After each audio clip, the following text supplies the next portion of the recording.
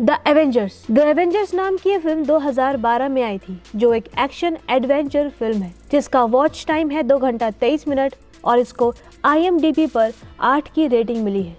इसके डायरेक्टर हैं Jos Whedon और मुख्य किरदार अदा किए हैं Robert Downey Junior, Chris Evans, Mark Ruffalo, Chris Hemsworth, Scarlett Johansson और जेरेमी रेनर ने।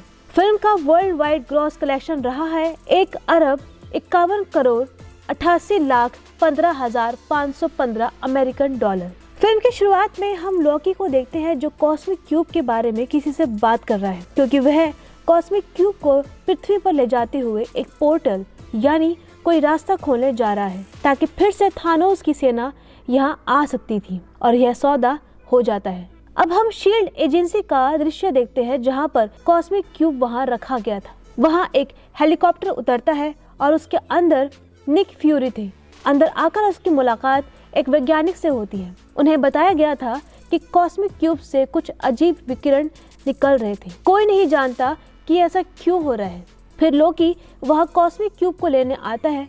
वे सभी तुरंत कॉस्मिक क्यूब की रक्षा करते हैं। अपनी शक्तियों का प्रयोग करते हुए लोकी उन्हें बहुत दूर गिरा देता है। वह कॉस्मिक क्यूब उठाता है। निक फ्यूरी उसे पीछे से गोली मार रहा था और कुछ लोग कारों में उसके पीछे पीछे जाते हैं, लेकिन वह सफलतापूर्वक भाग निकला। निक फ्यूरी वहाँ के लोगों को बताते हैं कि हमें द एवेंजर्स की टीम बनानी होगी और हमें फिर से कॉस्मिक क्यूब प्राप्त करना होगा। यहाँ हम अब एक और बात जानते हैं कि उस शील्ड एजेंसी ने थानोस और उसके लोगों से लड़ने के लिए एक शक्तिशाली हथियार बनाया है जो कॉस्मिक क्यूब की ऊर्जा से ही बनाया गया था। अब निक फ्यूरी कैप्टन अमेरिका के पास जाते हैं। वह पहला एवेंजर है और निक फ्यूरी उसे सारी कहानी बताता है कि कॉस्मिक क्यूब चोरी हो गया है। इसे वापस लाने के लिए हमें आपकी मदद की जरूरत है। दूसरी तरफ हम देखते हैं कि नताशा हल्क को भारत से लेने जाती है। वह हल्क से कहती है कि उसे कॉस्मिक क्यूब के बारे में बहुत जानकारी है, इसलिए हमें आपकी मदद की जरूरत है इसे फिर से वापस पाने के लिए। और दूसरी तरफ हम एक एजेंट को देखते हैं जिसके बारे में वह टोनी स्टार्क से बात करता है। अब वह भी एवेंजर्स की टीम में भी आ गए हैं और हम एजेंट को कैप्टन अमेरिका के साथ एक विमान में देखते हैं। वह उससे कहता है कि आपका काम अच्छा है, मैं इसकी प्रशंसा करता हूँ। अब प्लेन लैंड करता है और कैप्टन अमेरिका की मुलाकात हल्क और नताशा से होती है। वे एक दूसरे से मिलकर खुश हो जाते हैं और वे एक जहाज पर बैठते हैं, लेकिन कुछ समय बाद जहाज उड़ने लगता है। इसका मतलब है कि यह एक उड़ने वाला क्राफ्ट था। इसके बाद निक फ्यूरी होलोग्राम बनाते हुए इसे अदृश्य बना देता है। वहाँ हम लोकी को शील्ड के 2 लोगों के साथ देखते हैं। वे बात कर रहे थे कि कॉस्मिक क्यूब सबसे शक्तिशाली है। हम इसे तब तक नियंत्रित नहीं कर सकते जब तक इसके विकिरण कम नहीं हो जाते। इरिडियम नाम का एक तत्व है और हम इसे जर्मनी से प्राप्त करेंगे। तो लोकी और शील्ड के एक आदमी ने फैसला किया कि वे जर्मनी जाएंगे। वे वहां जाते हैं और निक फ्यूरी को दूसरे आदमी का पता चलता है कि लोकी जर्मनी आ गया है। वह कैप्टन अमेरिका से कहता है कि अपना सूट तुरंत तैयार करो। अब कैप्टन अमेरिका अपने नए आउटफिट में आता है। वहां हम जर्मनी का दृश्य देखते हैं और वहां एक पार्टी चल रही थी। कमांडर भी वही थे। तभी लोकी वहां प्रवेश करता है और अपनी छड़ी से सभी को मारता है। उसने सेनापति को गले से पकड़कर एक स्थान पर लेटा दिया। वह अपनी आंखों का होलोग्राम स्कैन करता है और अपने साथी को भेजता है। उसने ऐसा इसलिए किया ताकि कमांडर की आंख को स्कैन करते समय उसके साथी को इरिडियम मिल जाए। उसका साथी जल्द ही ये कर चुका होता है और वहां से चला जाता है, लेकिन लोकी वहां था क्योंकि वह अपनी ताकत सबके सामने दिखाना चाहता है ताकि वो सबको ये दिखा सके कि वो पावरफुल है। उसके बाद वह उन पर शासन कर सके। लोकी उन्हें उसके सामने झुकने के लिए कहता है, लेकिन तभी एक बूढ़ा आदमी भीड़ में से कहता है कि हम तुम्हारे सामने कभी नहीं झुकेंगे।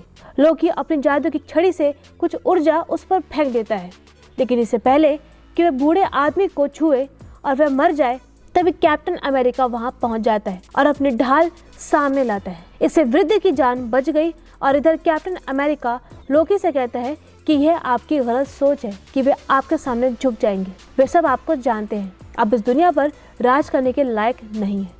ये सुनकर लोकी गुस्से में आ जाता है। यहाँ फिर से वह अपनी जादुई छड़ी का उपयोग करता है, लेकिन फिर कैप्टन अमेरिका फिर से अपनी ढाल सामने लाता है और वह लोकी को अपनी ढाल फेंक कर मारता है।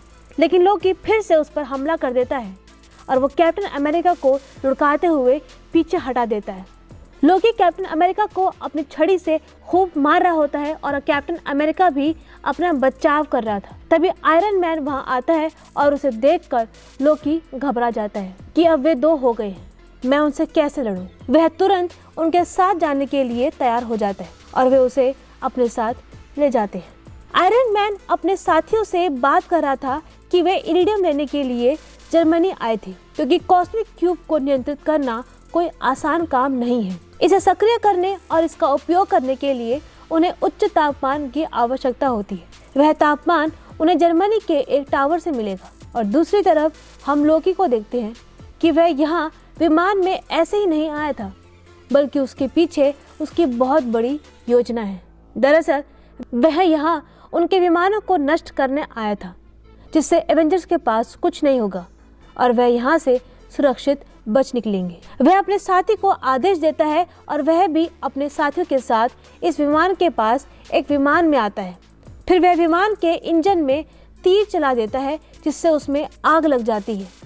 इससे विमान नीचे गिरने लगता है, लेकिन आयरन मैन जाकर इंजन को नियंत्रित करता है। वह इसे फिर से उठाने की कोशिश करता है और यह एक कठिन कार्य था। अब लोकी के साथी उस जगह जाते हैं जहां उसे कैद किया गया था। वे दरवाजा खोलते हैं और वह दरवाजा तोड़ते हुए अंदर चला जाता है। लोकी तुरंत वहां आ जाता है और बाहर निकलते समय वह थोर को अंदर बंद कर देता है। जब एजेंट को यह पता चलता है तो वह उस खास हथियार को निकाल लेता है जिसे उन्होंने कॉस्मिक क्यूब की ऊर्जा से बनाया था। इसके साथ ही वह लोकी पर शूटिंग करने वाले थे। उससे पहले लोकी उसके पीछे आ जाता है और पीछे से वह उसमें अपनी जादुई छड़ी छुरा घोंप देता है और उसे घायल कर देता है। दूसरी तरफ हम नताशा को देखते हैं और वह लोकी के साथी को जोर से घूसा मारती है। इससे वह जमीन पर गिर जाता है। फिर हम लोकी को यहाँ से भागते हुए देखते हैं। वह टावर पर पहुँचता है। इसके साथ ही उन्होंने कॉस्मिक क्यूब को वहाँ एक मशीन में भी रखा है। फिर हम सभी एवेंजर्स को एक साथ देखते हैं। निक फ्यूरी उन्हें बताता है कि हमने अपना एजेंट खो दिया है। वह कुछ समय पहले लोकी की स्टिक से घायल हो गया था। वे उदास हो जाते हैं और आयरन मैन का कहना है कि हमें कैलिफोर्निया में अपनी इंडस्ट्री में जाना चाहिए। फिर वे सभी कैलिफोर्निया पहुंचते हैं, लेकिन बुरी बात यह है कि पोर्टल कॉस्मिक क्यूब की वजह से खोल दिया गया था और थानोस की सेना वहां पहुंच जाती है। अब यहाँ सभी एवेंजर्स एक साथ थे। हल्क भी गुस्से में अपने असली गेटअप में आ जाता है। इसके बाद वह सेना की बस को घूसा मारकर नष्ट कर देता है। वे चिंतित थे कि पोर्टल कैसे बंद किया जाए। इस बीच निक फ्यूरी को निर्देशकों का फोन आता है। वे कहते हैं कि यदि आप इस पोर्टल को बंद नहीं कर सकते तो हमारे पास मिसाइल से पूरे शहर में विस्फोट करना ही अंतिम विकल्प है। मिसाइल जल्द ही यहाँ आने वाली है, इसलिए अपना ख्याल रखें। निक फ्यूरी आयरन मैन को यह बात बताते हैं कि हमारे पास केवल 2.5 मिनट है। हमें पोर्टल बंद करना होगा या मिसाइल को रोकना होगा। नताशा घबरा जाती है। वह लोकी की जादुई छड़ी लेकर पोर्टल पर पहुंचती है। वह पोर्टल से बहुत अधिक ऊर्जा निकालते हुए उसे बंद करने की कोशिश करती है, लेकिन फिर आयरन मैन उसे रुकने के लिए कहता है और वह कहता है कि मेरे पास एक और विचार है। मेरे पास एक मिसाइल है और मैं इसे उस जगह पर फेंक दूंगा जहां थानोस की सेना है। वह मिसाइल लेकर उस जगह पर पहुंचता है और उस जगह को तबाह कर देता है, लेकिन काफी देर बाद वह वहां से नहीं लौटता। तो कैप्टन अमेरिका नताशा से कहता है कि हमारे पास ज्यादा समय नहीं है, हमें इस पोर्टल को बंद करना होगा, नहीं तो हम भी नष्ट हो जाएंगे। नताशा पोर्टल को बंद कर रही थी। आयरन मैन भी पोर्टल में था। वे दुखी थे क्योंकि उन्हें नहीं पता कि आगे क्या होगा। अगर वे पोर्टल को बंद नहीं करेंगे तो मिसाइल के साथ एक विस्फोट होगा और अगर वे पोर्टल बंद कर देंगे तो आयरन मैन अंदर रह जाएगा। लेकिन फिर आयरन मैन पोर्टल से नीचे आ जाता है। इसका मतलब वह जमीन पर गिर जाता है। फिर वे सब हैप्पी हो जाते हैं, खुश हो जाते हैं और उन्होंने थानोस की सेना को भी नष्ट कर दिया और उनका मित्र भी लौट आया, इसलिए वहाँ के लोग उनकी सराहना करते हैं। इसी बीच सभी एवेंजर्स दरवाजे पर आते हैं और वहाँ लोकी पकड़ा जाता है। फिर हम देखते हैं कि थोर ने लोकी को पकड़ रखा है और कॉस्मिक क्यूब भी उन्हें अपने साथ लेकर असगाई तक पहुँच गया, जो हमने थोर फिल्म में देखा है। तो इस फिल्म के लास्ट सीन में हम देखते हैं कि एक आदमी थानोस से कह रहा था कि पृथ्वी के लोग शक्तिशाली हैं, इनसे लड़ने के लिए हमें और मजबूत बनना होगा। इधर थानोस एक मुस्कान के साथ चला जाता है। इसका मतलब है कि वह इसके लिए भी तैयार है और इसी सीन पर फिल्म ख़त्म हो जाती है।